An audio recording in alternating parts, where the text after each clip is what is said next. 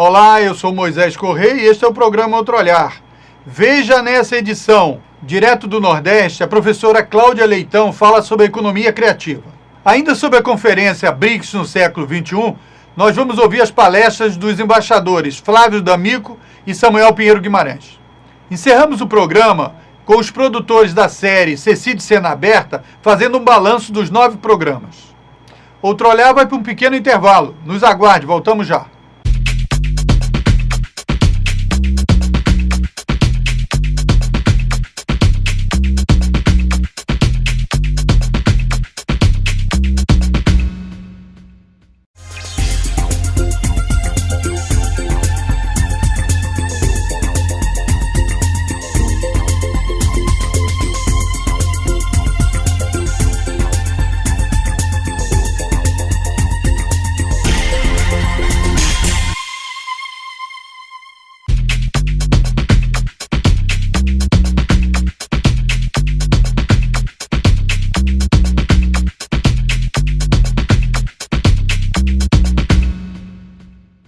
Começamos o programa de hoje mostrando um vídeo vindo diretamente do Recife sobre economia criativa.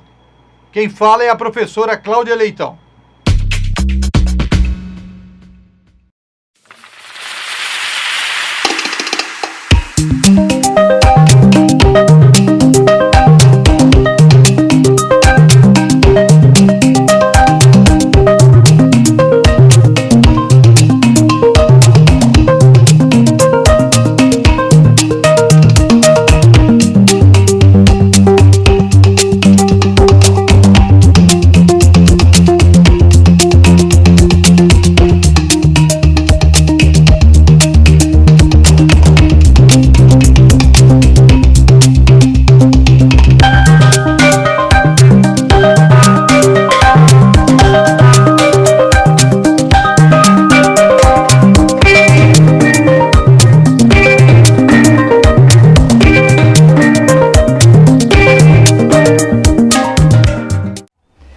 O que é economia criativa? A economia criativa diz respeito a ciclos de produção, criação, distribuição, difusão, consumo, fruição de produtos e de bens criativos. Mas uma boa economia é uma economia que consegue realizar inovação, mas que também é includente, que trabalha com a diversidade, que bebe na diversidade cultural, mas também produz diversidade cultural. É sustentável, trabalha com sustentabilidade. E sustentabilidade não significa somente sustentabilidade econômica ou sustentabilidade ambiental. Trata-se principalmente de uma sustentabilidade social. Precisamos permitir o protagonismo das populações criativas do nosso país, precisamos envolvê-las nos processos econômicos. Para isso, precisamos mudar nossa mentalidade e a nossa visão de economia. Tradicionalmente, a economia capitalista, ela construiu uma indústria, a famosa indústria taylorista, dos produtos em série, tremendamente concentradora e excludente. Nós acreditamos numa nova economia, de uma certa forma como acreditou um dia Celso Furtado.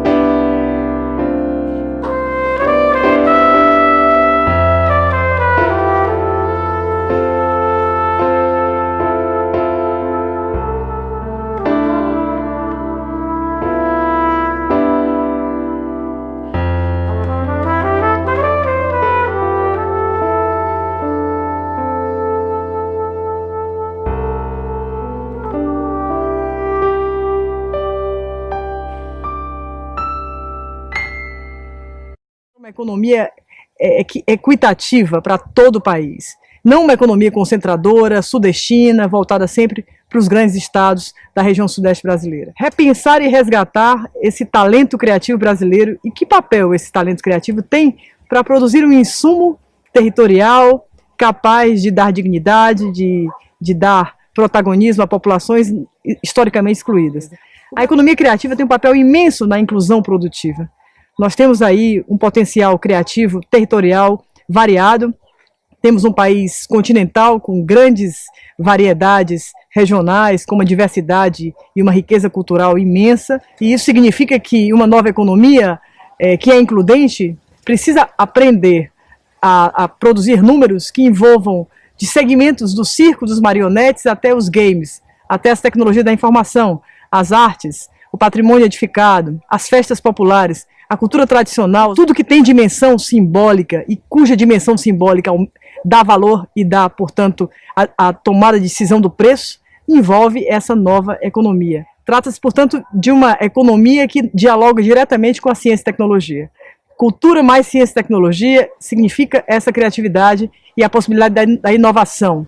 Tratar dessa economia empreendedora, de uma certa forma libertando o artista brasileiro dos projetos somente para leis de incentivo, pensando a autonomia, a sustentabilidade dos empreendimentos, dos negócios criativos, buscando mercados, tratando os marcos regulatórios, pensando a educação e a formação para as competências criativas. Então, tratamos a cultura brasileira como um eixo de desenvolvimento do Brasil.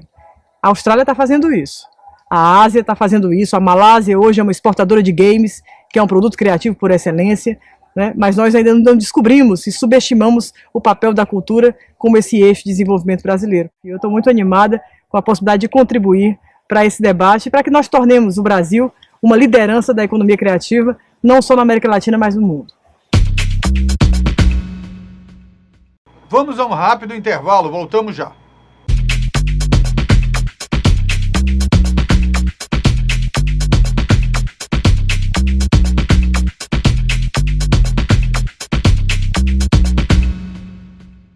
Eu estou aqui para falar sobre algo muito grave.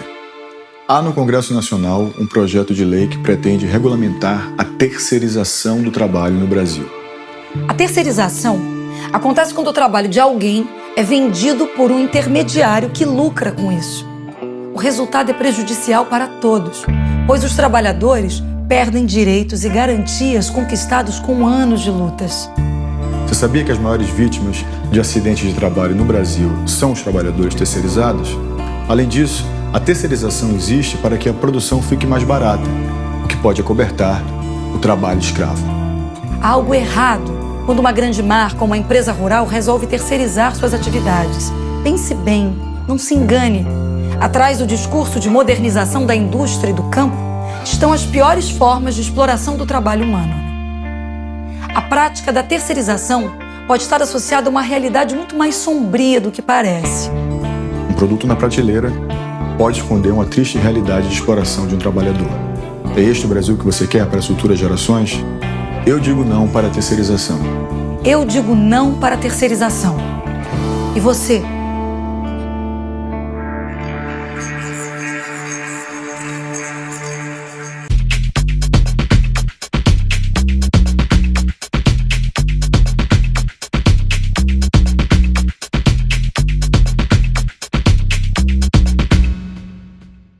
Mostramos a participação do embaixador Flávio Soares D'Amico no seminário BRICS no século XXI.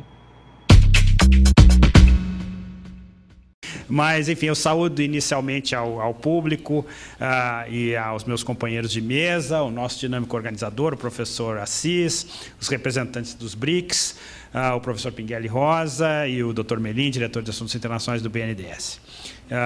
Queria expressar também minha satisfação em representar o Ministério das Relações Exteriores nesse importante evento. Essa é, em realidade, a minha segunda visita em 2 meses ao Rio de Janeiro para participar de eventos de alto nível destinados a discutir o BRICS. O primeiro foi no mês de março, por ocasião do Foro Acadêmico, que contou, com, a exemplo desse evento, com o apoio da Prefeitura do Rio de Janeiro. E a cada dia nós vemos com muita satisfação que o Rio de Janeiro se consolida como sede de importantes think tanks, tornando-se cada vez mais destino incontornável para aqueles interessados em discutir o futuro das relações internacionais do Brasil. Eu começaria minhas palavras iniciais notando o fato de que haja interesse tão marcante pelos BRICS nesse ano de 2014, que é tão cheio de eventos relevantes nos planos internacional e doméstico, né? Uma rápida busca na internet apontaria milhares de links para artigos e notícias envolvendo os BRICS. Em comum, na maioria desses links, nós vamos notar uma grande incompreensão sobre o BRICS, as suas perspectivas e a sua plataforma.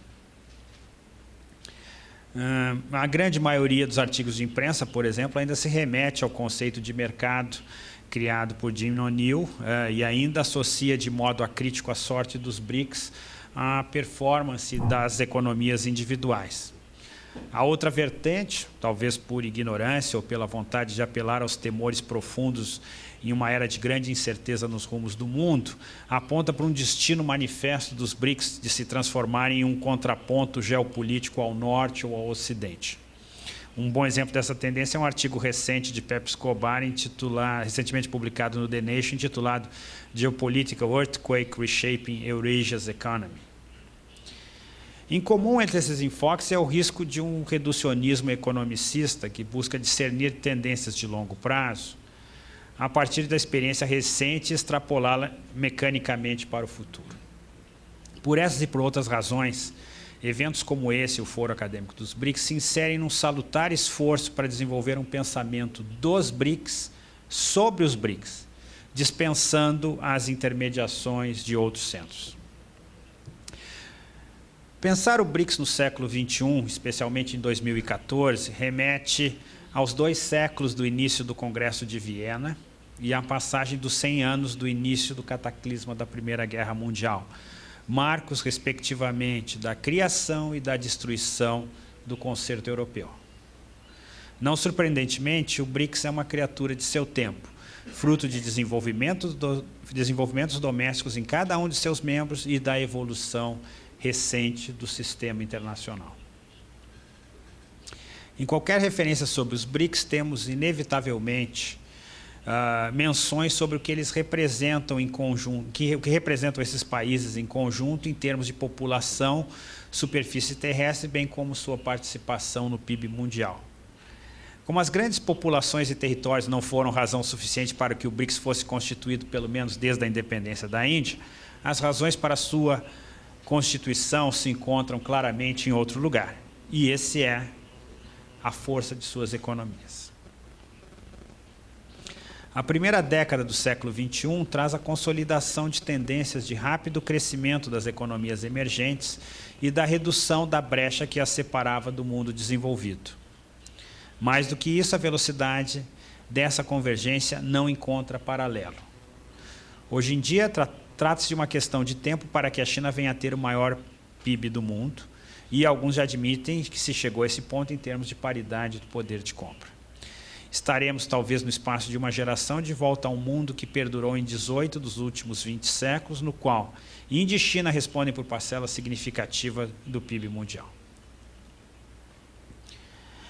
O PIB total dos BRICS já se aproxima do PIB total dos Estados Unidos, mas seu mercado consumidor doméstico ainda é relativamente reduzido, uma vez que nos defrontamos com grande desigualdade na distribuição de renda e temos população muito maior.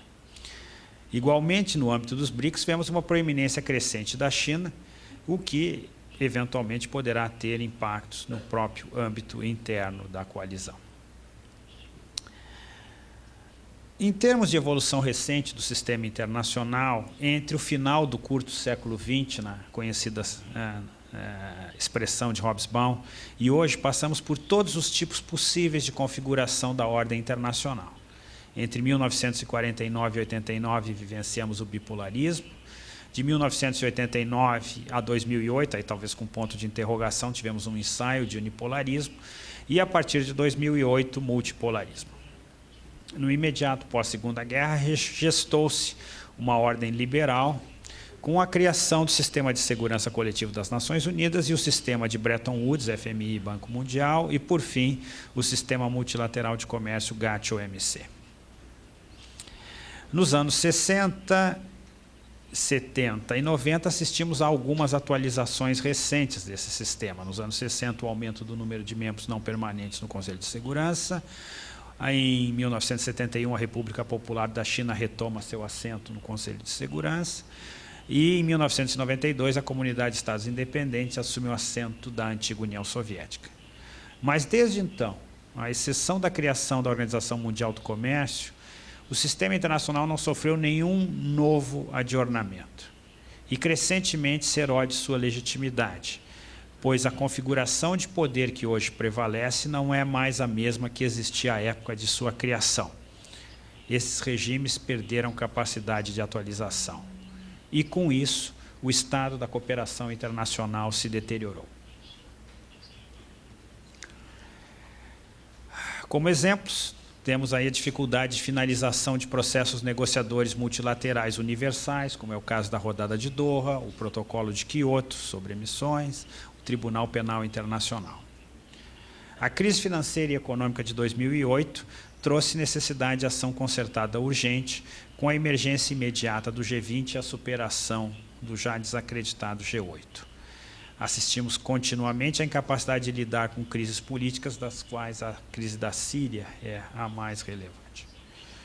Como decorrência, uma série de soluções intermediárias começaram a proliferar, como soluções ad hoc, no caso de estruturas de transição, as chamadas Coalitions of the Willing, acordos plurilaterais, acordos de massa crítica, a multiplicação de iniciativas de regionalismo comercial e proliferação de novos agrupamentos políticos, um dos quais o próprio BRICS. Antes de prever a evolução futura do BRICS, acho que nós devemos começar por sua história, que ainda é relativamente curta.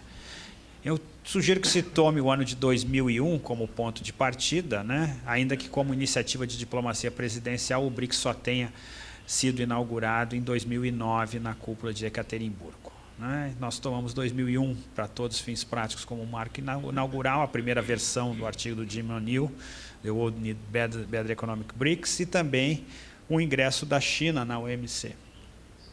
Entre 2006 e 2008, nós tivemos, enfim, inclusive com grande participação do Brasil, a organização de uma série de encontros de chanceleres à margem do debate geral da Assembleia Geral das Nações Unidas. Entre 2009 e 2013, nós temos o primeiro ciclo de encontros de cúpula do BRICS, já tendo sido, cada um dos seus membros, sido anfitrião de pelo menos um encontro. E, a partir de 2014, com a sexta cúpula, que será sediada pelo Brasil, em Fortaleza, no mês de julho próximo, nós daremos início ao segundo ciclo. Em termos de caracterização desse agrupamento, e o BRICS não é de muito fácil definição, ele se trata de uma coalizão sui generis e não um bloco. E eu acho que esse conceito é importante nós retermos. Enfim, uma coalizão é um instrumento preferencial para ação coletiva internacional destinada a contrabalançar países hegemônicos. Nós coordenamos-nos em áreas em que há vantagens comparativas, em que exista convergência entre os seus membros. Nós não somos obrigados a ter as mesmas opiniões sobre todos os temas da esfera internacional.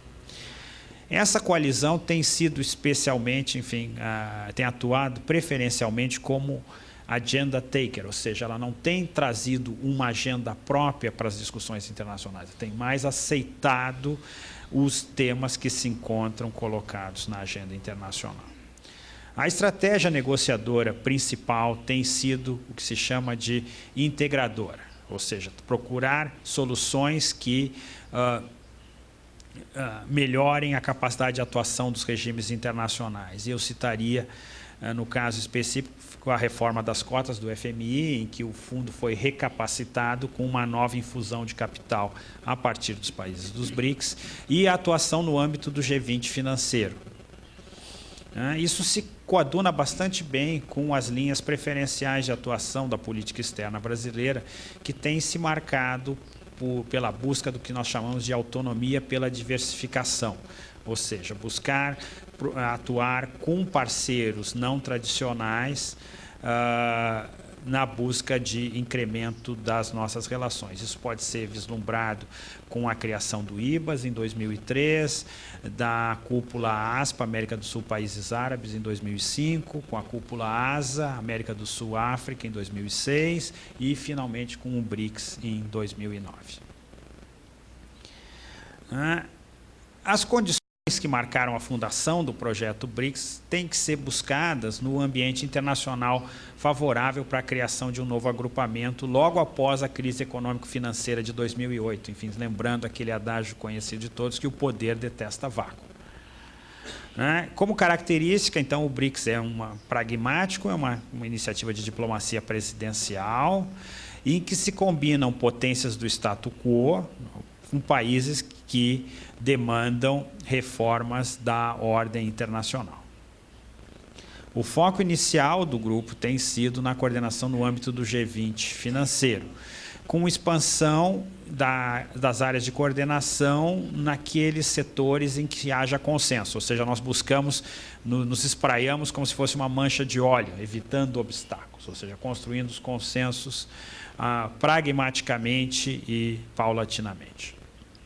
Todos os BRICS compartilham características comuns.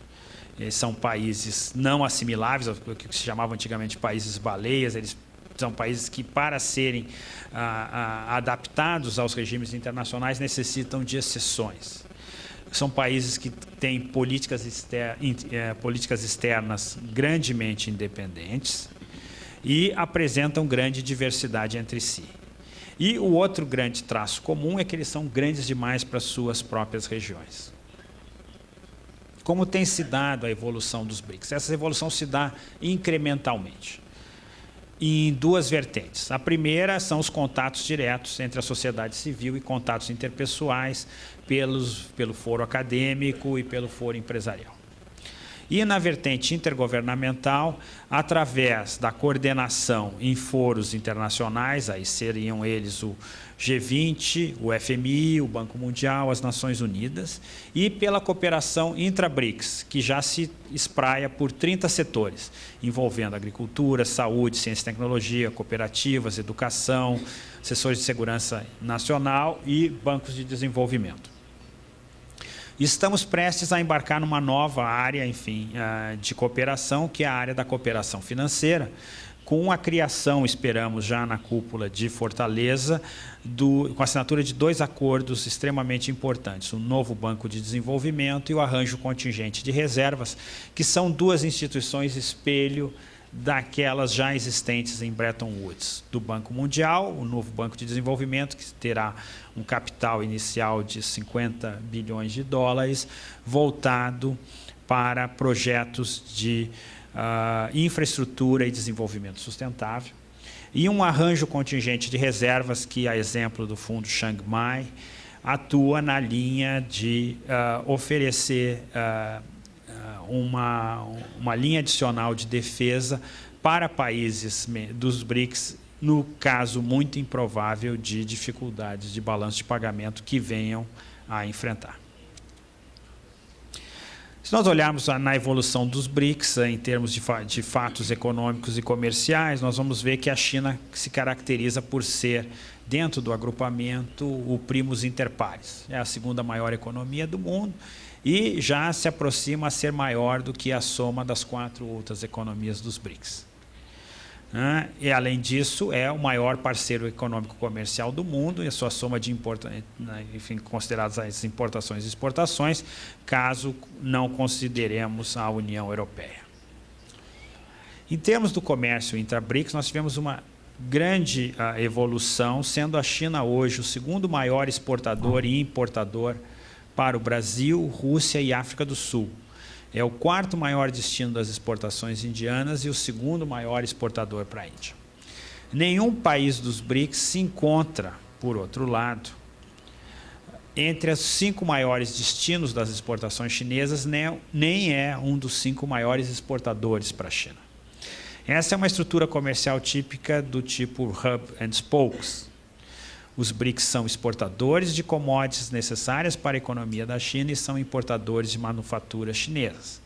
Com isso, temos consolidado uma divisão do trabalho no âmbito dos BRICS.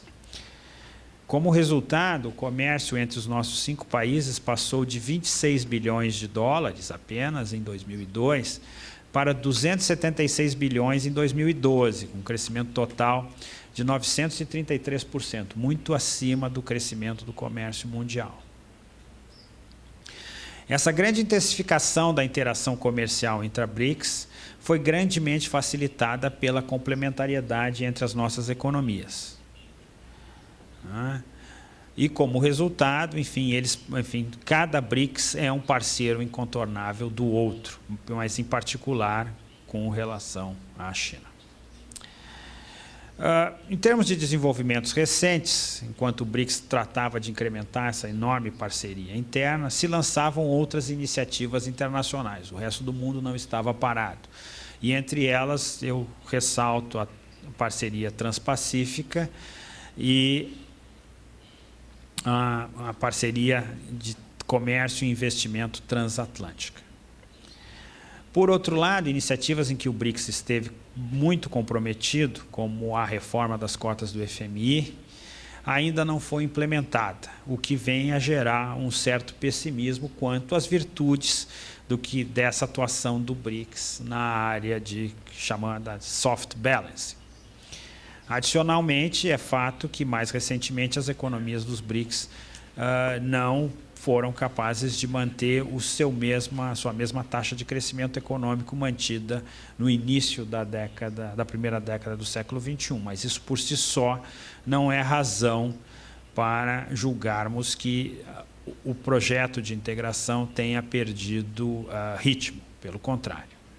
Enfim, continua muito forte e muito voltado também, não apenas à área econômica e comercial, mas também a fortalecimento da parceria política.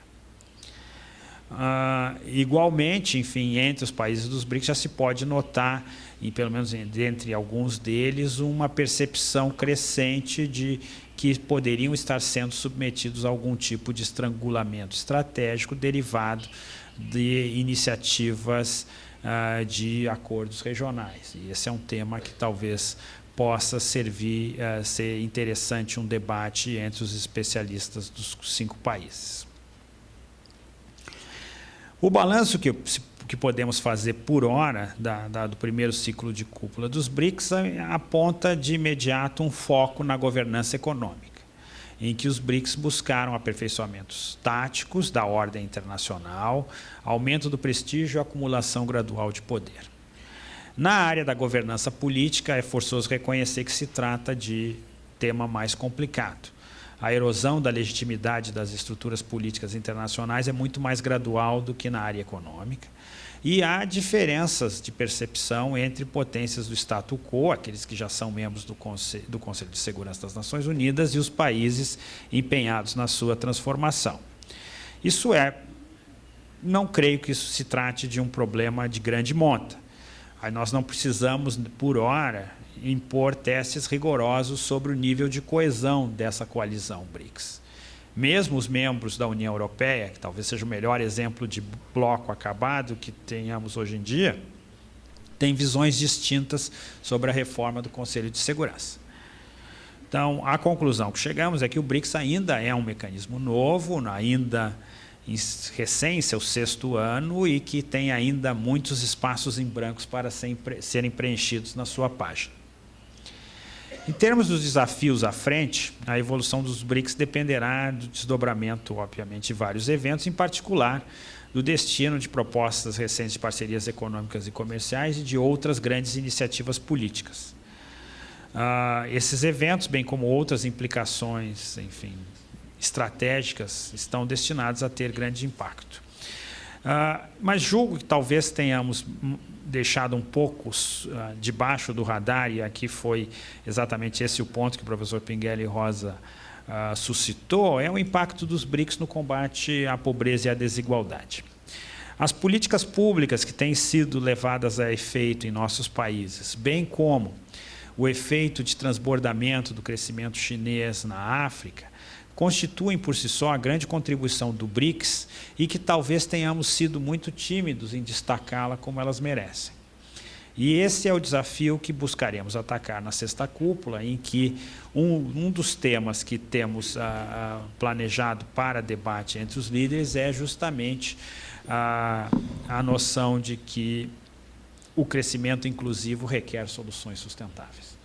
Então, com essas palavras, professor, eu resumo um pouco o cenário internacional em que o BRICS se encontra e um pouco das nossas iniciativas e, obviamente, estou à disposição para quaisquer esclarecimentos adicionais que se façam necessários. Muito obrigado pela sua atenção.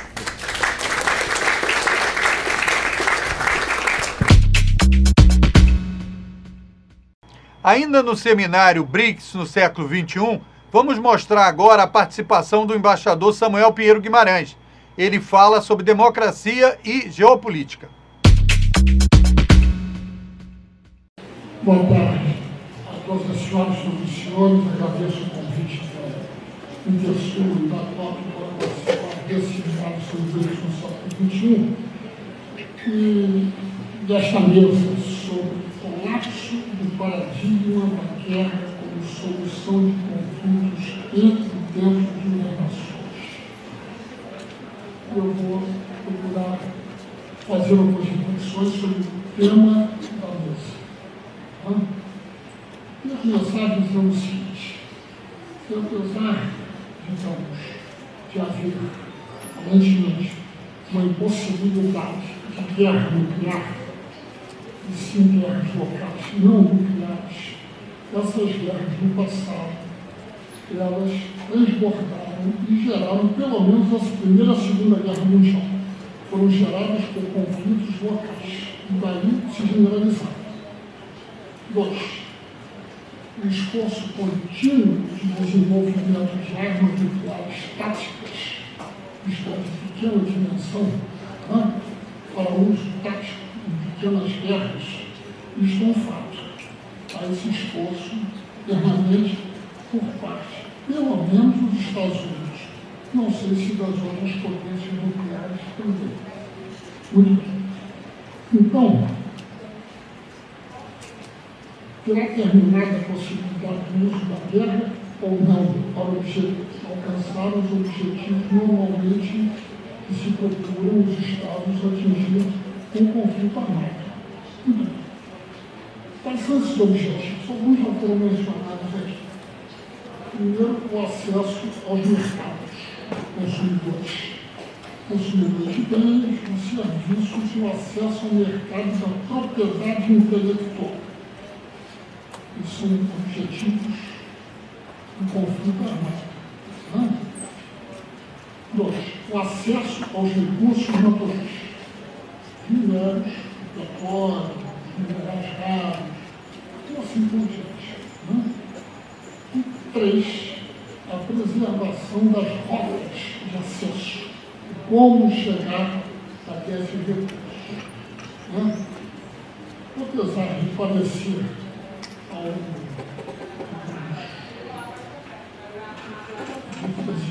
difícil, artigo recente na revista Foreign Affairs diz que o Comando do Pacífico dos Estados Unidos tem, em volta da China, 325 mil homens, 180 navios, certamente ultramodernos, não são pequenas embarcações, e 1.900 aeronaves de combate.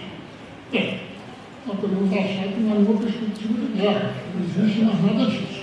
Mas, aparentemente, um dos países, o país mais poderoso do mundo, está preparado e tem expandido a sua rede de bases em torno da Rússia, com os avanços da OTAN, em torno da Rússia, no Afeganistão, no Kirguistão, toda aquela área ali, que também ameaça a China. Então, pode ser que não haja guerra, mas alguém está muito bem preparado para ela. E não por outras razões que a China procura desenvolver o seu potencial militar. A fabricação de submarinos nucleares, de porta-aviões nucleares, porque sabe que é necessário ter uma força preventiva ou dissuasória, como se diz, para impedir a agressão. Muito bem. 2. Acontece que hoje há estratégias pacíficas para atingir os objetivos que antes eram conseguidos militarmente.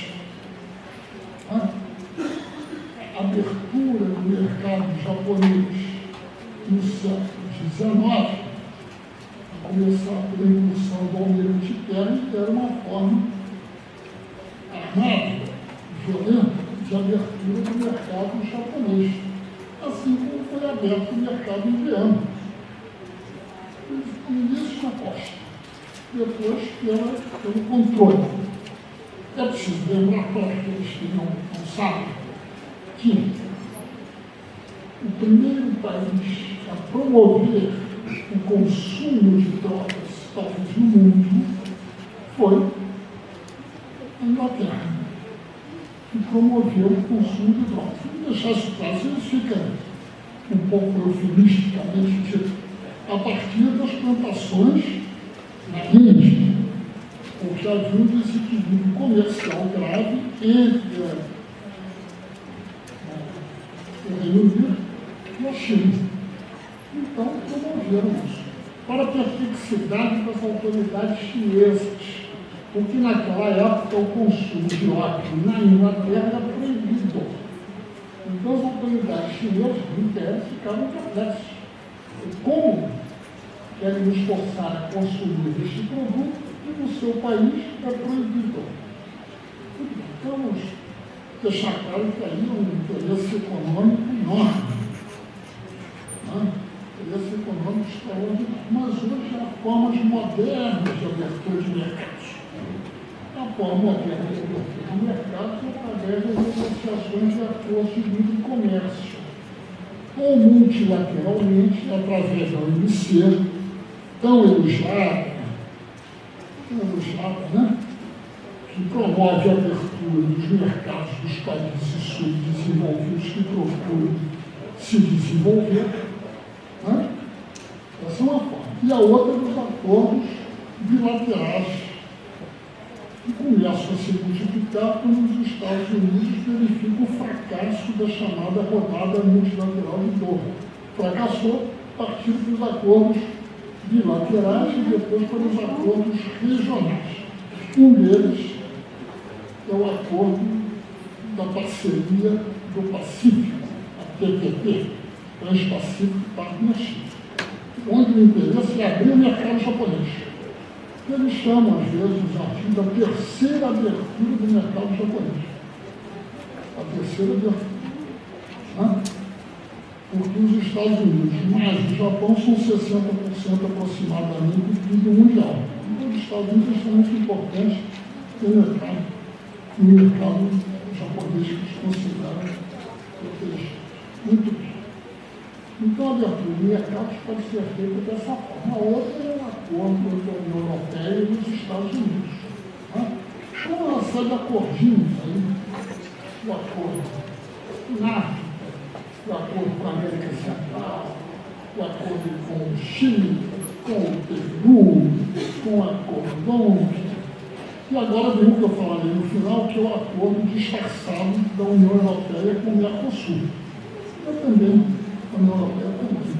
Então, são acordos típicos do passado. Antigamente se faziam os acordos dos países desenvolvidos, limitando as tarifas. Então, os acordos do Japão só foram renegociados no início do século XX, limitavam a tarifa japonesa, para justamente permitir a exportação de manufaturas, que era o objetivo na época das potências ocidentais. Outro eufemismo para mencionar a Inglaterra, os Estados Unidos, a França, a Alemanha. Os eufemismos são assim, explicam assim esses nomes, grandes potências, potência ocidental, tem nome. Tem nome, endereço e capital. Que desenvolvem os seus políticos. Muito bem.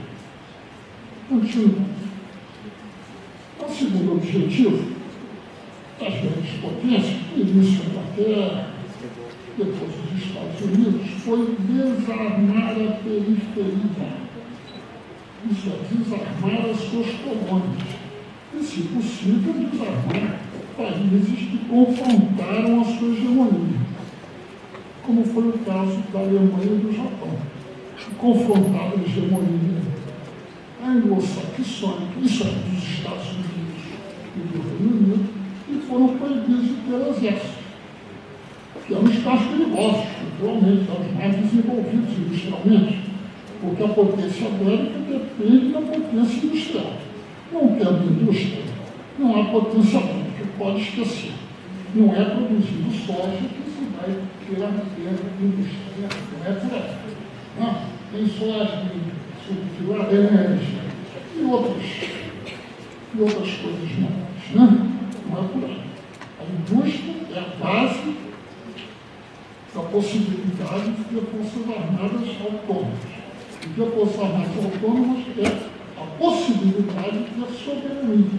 E ter soberania é a possibilidade de reger o seu próprio destino.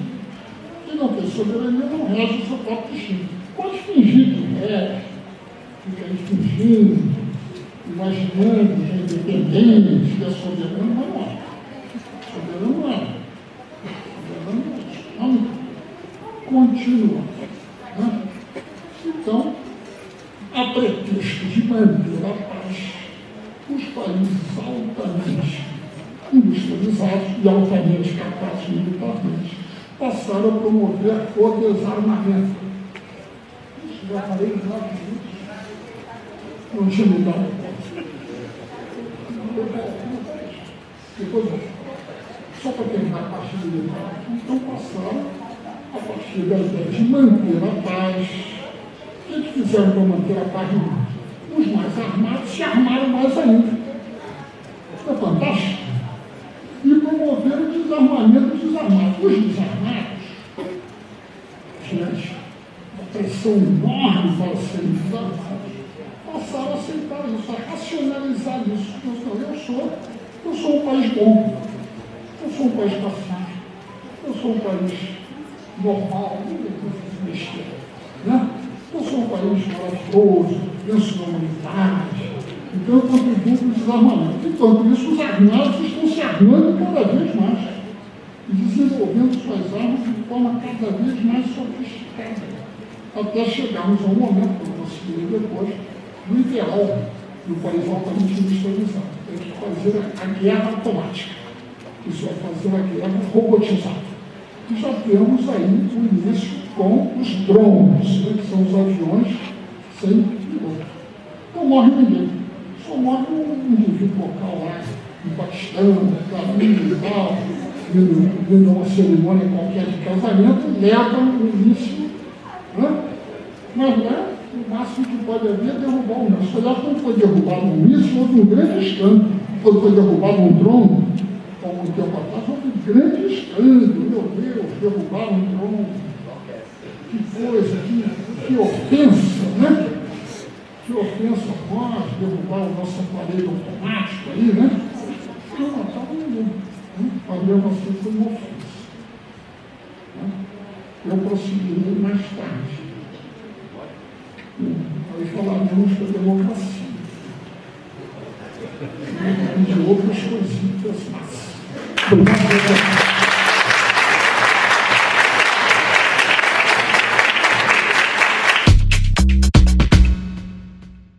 Vamos fazer um pequeno intervalo. Voltamos já. Nos aguarde.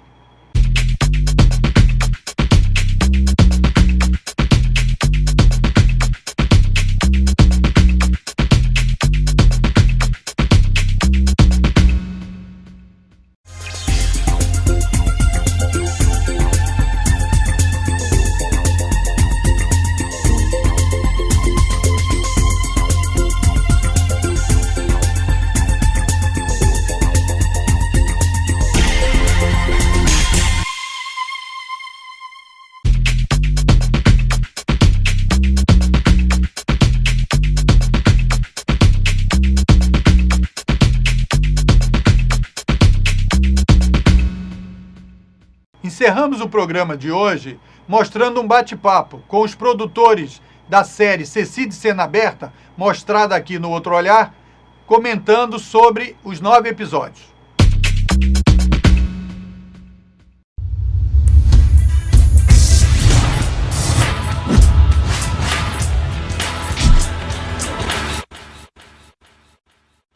Olá, seja bem-vindo ao Ceci de Cena Aberta. Este é o último episódio da série de tutoriais e dicas sobre como editar o seu vídeo utilizando software livre. Mas afinal de contas, por que utilizar software livre? No programa de hoje, você vai assistir a um bate-papo entre o designer gráfico Cadu Nico e o editor de vídeo Igor Muniz. Eles vão falar sobre as vantagens e desvantagens de se utilizar o software livre. Agora que o seu vídeo está pronto, que tal registrá-lo e garantir os seus direitos autorais? O jornalista e roteirista Bruno Nasser vai explicar o passo a passo sobre como registrar a sua obra audiovisual na Ancine, órgão responsável por regular esse tipo de obra. O CECI de Cena Aberta está no ar.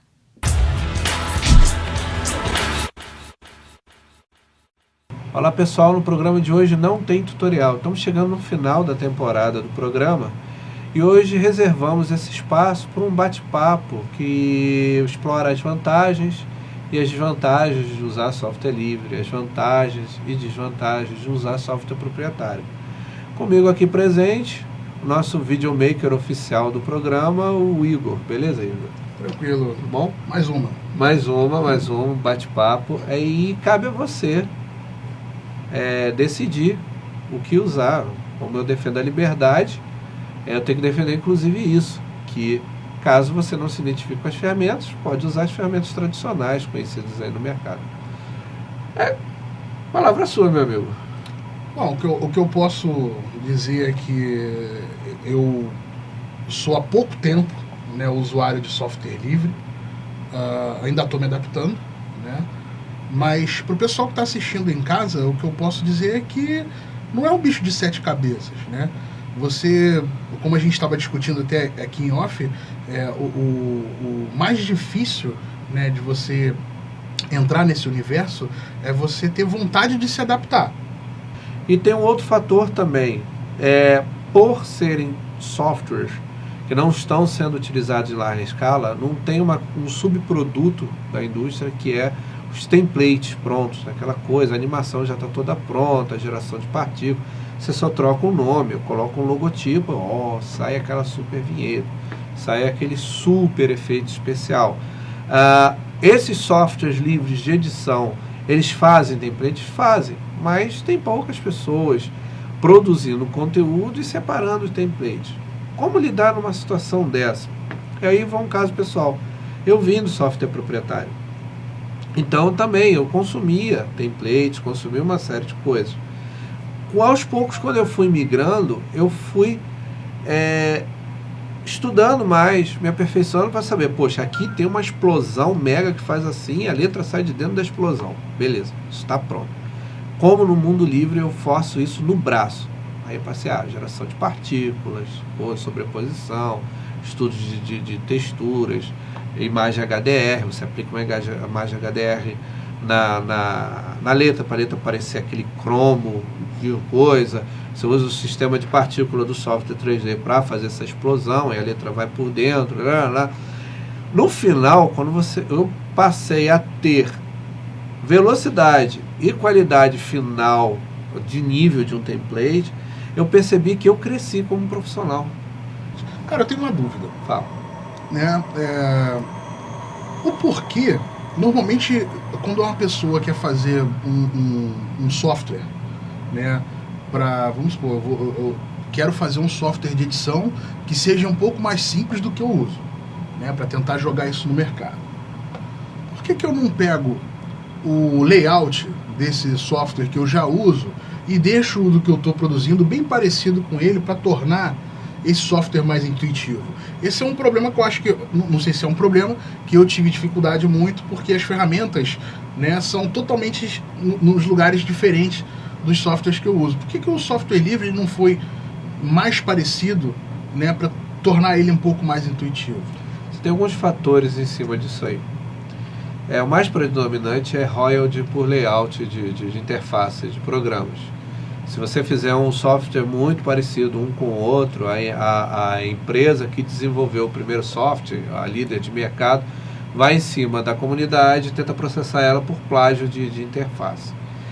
Tem o outro que é o preciosismo, que é a negação ao software que está sendo líder de mercado. Então, ele cria uma interface totalmente diferente. E isso eu sou contra, porque, como você mesmo falou, você quer ter uma coisa minimamente igual para você começar a trabalhar e se acostumando. O Kdenlive, ele é muito parecido com o Adobe Premiere. Ele lembra algumas coisas, sim, mas ele não pode ser totalmente igual a isso. Porque se ele chegar muito próximo da interface, a Adobe pode ir lá e ainda processar o projeto KDE. Isso implica em ROD de justiça, emperra o desenvolvimento do software, uma série de coisas. Basicamente, são esses dois fatores por que não é igual.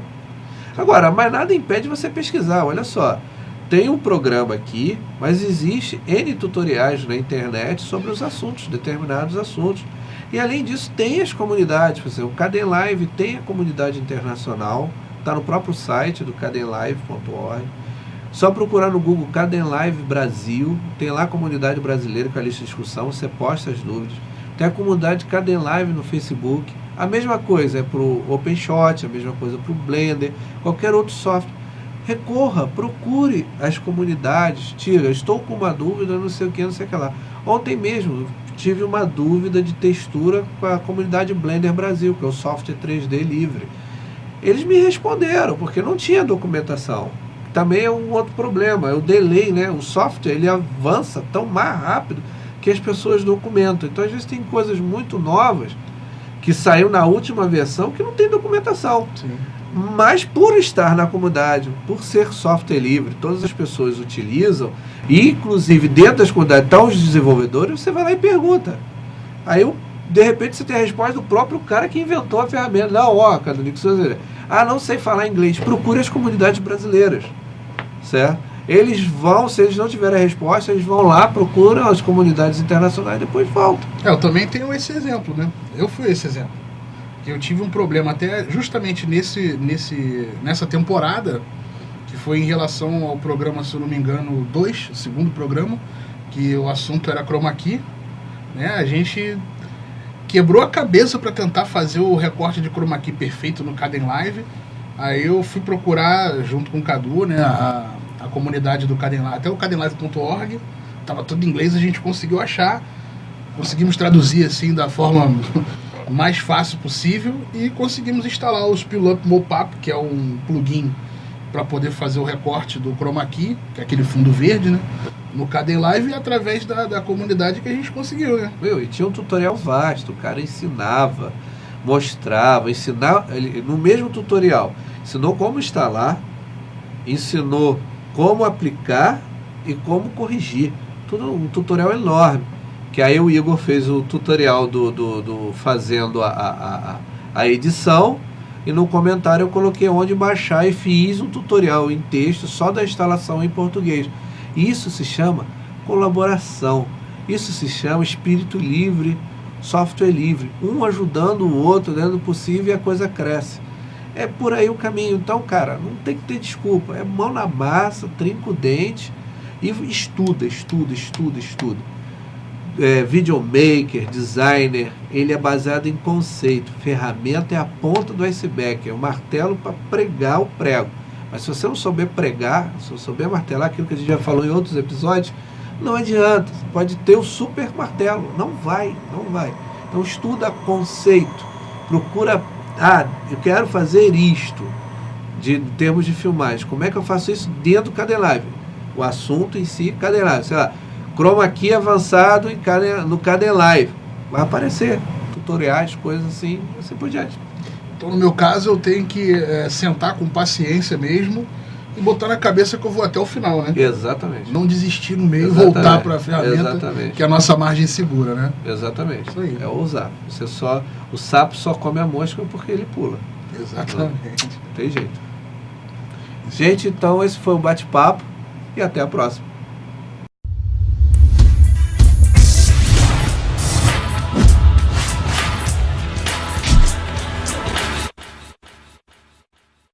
Assista agora com o jornalista Bruno Nasser como registrar o seu vídeo na Ancine.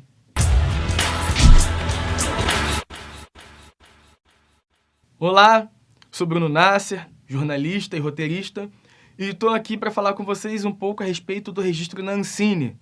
Durante o CCI de Cena Aberta você aprendeu a como editar, capturar imagens, sobre o conceito de Chroma Key, enfim, uma série de coisas.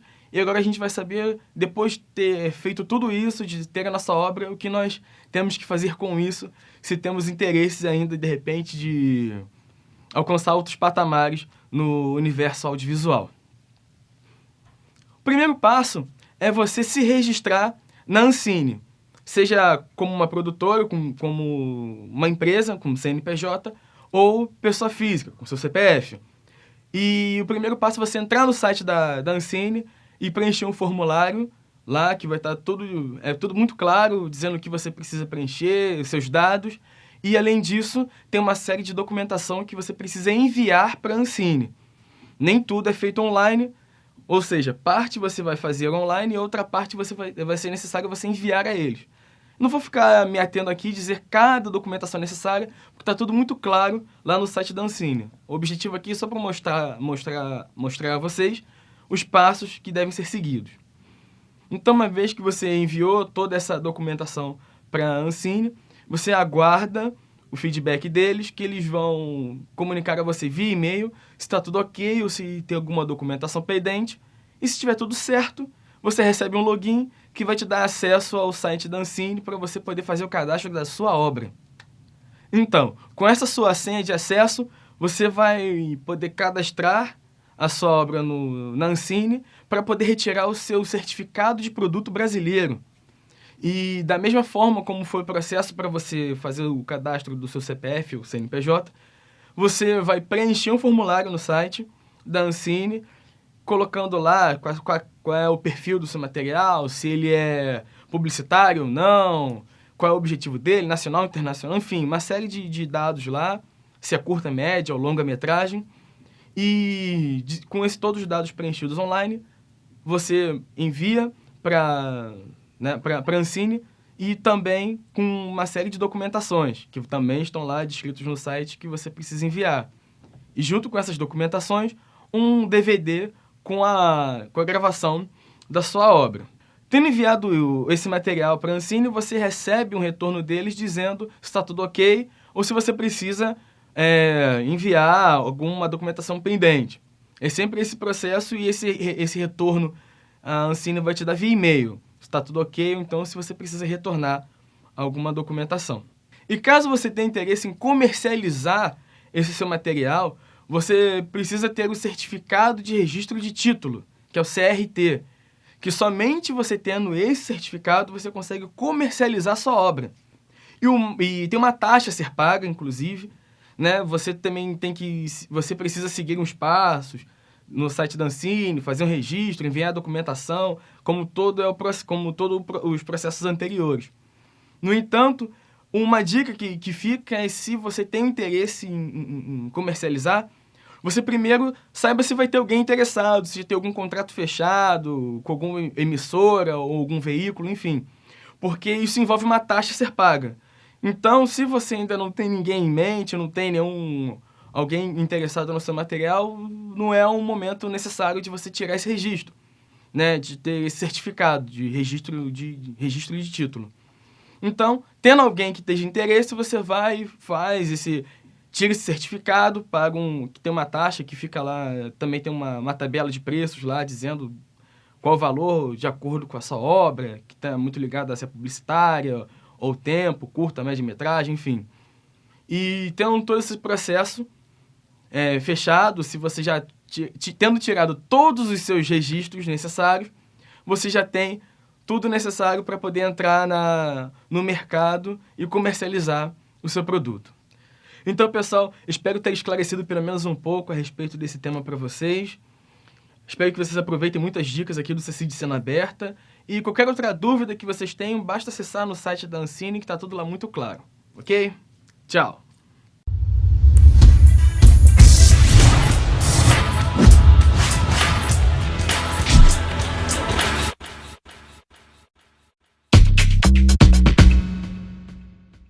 Outro Olhar vai ficando por aqui. Até a próxima edição. Tchau.